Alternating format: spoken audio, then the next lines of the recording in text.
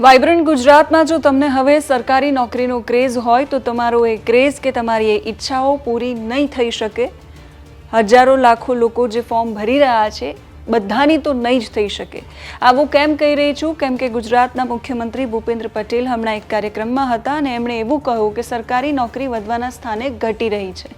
સરકારી શાળામાં લોકોનો ક્રેઝ ઘટતો જાય છે। કારણ શું આપ્યું એના વિશે પણ વાત કરીશું। વાત તલાટીની પરીક્ષાની પણ કરીશું। નમસ્કાર, આપની સાથે હું સેજલ।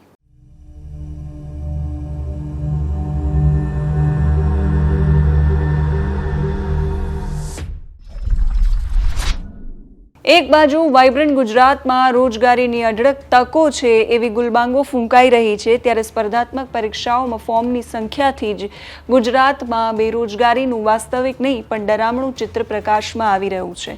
તલાટીની 2389 જગ્યાઓ માટે નોકરી મેળવવા માટે અત્યાર સુધીમાં 5,42,000 કરતાં વધારે ઉમેદવારોએ ઉમેદવારી નોંધાવી છે।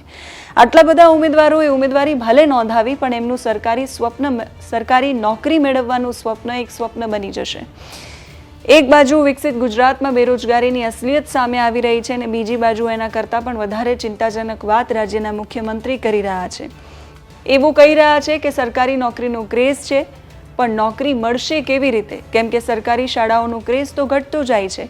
જો બાળકો જ શાળામાં નહીં આવે, સરકારી શાળાઓમાં નહીં આવે તો અમે શિક્ષકો કેવી રીતે લઈશું?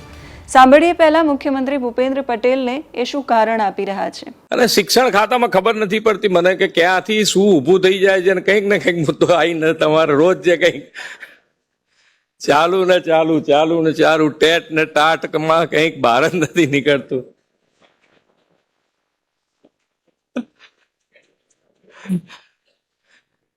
એટલે તમારી પાછળ અમે બીજા બધા ડિપાર્ટમેન્ટ વાળા તમારી બાજુ જો કરે એવું થયા કરે। હા, શું ચાલુ છે? ભરતીઓ ચાલુ છે। તોય આમાં એક વસ્તુ છે કે અત્યારે જે ક્રેઝ છે એ શિક્ષણ એટલે સરકારી નોકરી પરનો ક્રેઝ વધારે છે અત્યારે બધા એને કે ભાઈ સરકારી નોકરી મળે। તો સરકારી નોકરી કેવી રીતે મળે? હું સ્કૂલ બોર્ડમાં તો એ વખતે કહેતો હતો કે તમે તમારા ભાઈઓની નોકરી વધારવાની જગ્યાએ ઘટાડી રહ્યા છો। કેમ? તો કે ભાઈ તમને જે સરકારી શાળાઓ છે એની અંદર લોકોનો ક્રેઝ ઘટતો જાય છે, તો નવા શિક્ષકો કેવી રીતે લઈશું અમે? તો કામ એવું કરો કે તમે તમારા ભાઈઓને નોકરી કે બહેનોને નોકરી વધારે આપી છે, તો કામ એવું કરો કે સરકારી શાળાઓમાં વધુ ને વધુ વિદ્યાર્થીઓ આવે અને તો નોકરી વધશે ને નોકરી વધશે તો અમને બધા નોકરી અમે રાખીશું। એવું દરેક ડિપાર્ટમેન્ટ માટે છે। સરકારી નોકરી તો કેટલી થવાની થઈ। સરકાર ચિંતા તો વ્યક્ત કરી રહી છે કે નોકરીઓ આપીએ કેમ? તો કે સરકારી શાળામાં ક્રેઝ તો ઘટી ગયો છે પણ એના પાછળના કારણો વિચાર્યા ખરા સરકારે? ગ્રામ્ય વિસ્તારમાં કેટલી સરકારી શાળાઓ ચાલુ છે અને જો એ સરકારી શાળાઓ ચાલુ છે તો કેટલી સુવિધા મળે છે અને જો સુવિધાઓ અવ્વલ દરજાની મળે છે તો કેટલા શિક્ષકો ભણાવવા માટે ત્યાં હાજર છે? આ સિવાય લાખોના ખર્ચે પ્રવેશોત્સવ કરો છો પણ વધારે ને વધારે બાળકોએ સરકારી શાળાઓમાં પ્રવેશ મેળવે એના માટે સરકારી અધિકારીઓ કે કાર્યક્રમમાં હાજરી આપતા ધારાસભ્યો કે મંત્રીઓ કેમ બાળકોની કે વાલીઓની એ સરકારી શાળા પ્રત્યે રૂચિ ઊભી ન કરી શક્યા? આ સિવાય સરકારની યોજનાઓ જોઈ લો। જ્ઞાન સાધના પ્રોજેક્ટ સરકાર લાવી। સરકારી શાળામાં ભણો તો 5,000 અને ખાનગી શાળામાં ભણો તો 20,000 રૂપિયા શિષ્યવૃત્તિ મળે। શું આવી સ્કીમોથી સરકારી શાળામાં બાળકો વધશે ખરા? બાળકોને સરકારી શાળામાં આવવા પ્રત્યેનો એમનો ક્રેઝ વધશે ખરા? એનાથી વિશેષ ખતરનાક સ્કૂલ મર્જના નામે સરકારી શાળાઓનું જે ખાનગીકરણ ચાલી રહ્યું છે એ છે। ઘણા વિસ્તારો એવા છે કે જ્યાં સરકારી શાળાઓ બંધ થઈ રહી છે, એનું શું? આ તો વાત થઈ સરકારી સંસ્થાઓની। આ સિવાય સરકારી મહેકમ પણ ઘટી રહ્યા છે। સરકારી કચેરીઓના મહેકમ વસ્તીના વધારા પ્રમાણે વધવા જોઈએ, અહીંયા એનાથી ઊંધું છે। દર વર્ષે નવી 2 કરોડ રોજગારીનો વાયદો સરકારે કર્યો હતો। 2 કરોડ તો ઠીક, 200 કે 2,000 લોકોને રોજગારીના ફાંફા છે। છેલ્લા 8 વર્ષથી 9 લાખ કરતાં વધારે સરકારી જગ્યાઓ એવી છે કે જે ખાલી છે।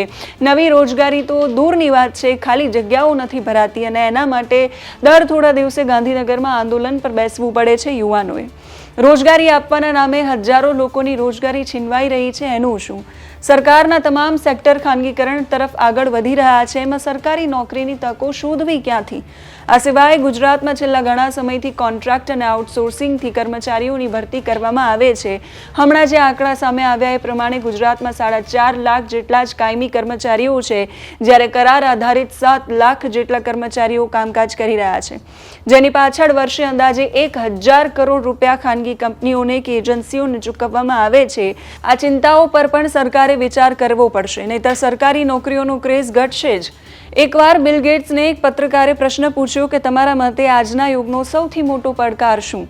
એક પળવારનો વિલંબ કર્યા વગર બિલ ગેટ્સે એનો તરત જ પ્રત્યુત્તર આપ્યો કે બેરોજગારી. આજના યુગમાં ઘણા બધા પડકારો છે, જેમ પ્રદૂષણ છે, આતંકવાદ છે, અણુશસ્ત્રો છે, પણ જે ઝડપથી computer automation, artificial intelligence, machine learning નોકરીઓ ઘટાડી રહ્યા છે, એ દ્રષ્ટિએ આટલા બધા યુવાનોને આજીવિકા પૂરી પાડવી એ વિશ્વની સૌથી મોટી સમસ્યા છે, ન માત્ર ગુજરાત કે ભારત. આજનો યુગ ગળાકાપ સ્પર્ધાનો યુગ છે. આ સંજોગોમાં સરકારે ચિંતા એ કરવી જોઈએ કે ક્રેઝ નહીં પણ ખરેખર યુવાનોને નોકરી મળે. તમે શું માનો છો? કમેન્ટ કરીને કહેજો. અત્યારે આ વિડીયોમાં બસ આટલું જ. નમસ્કાર.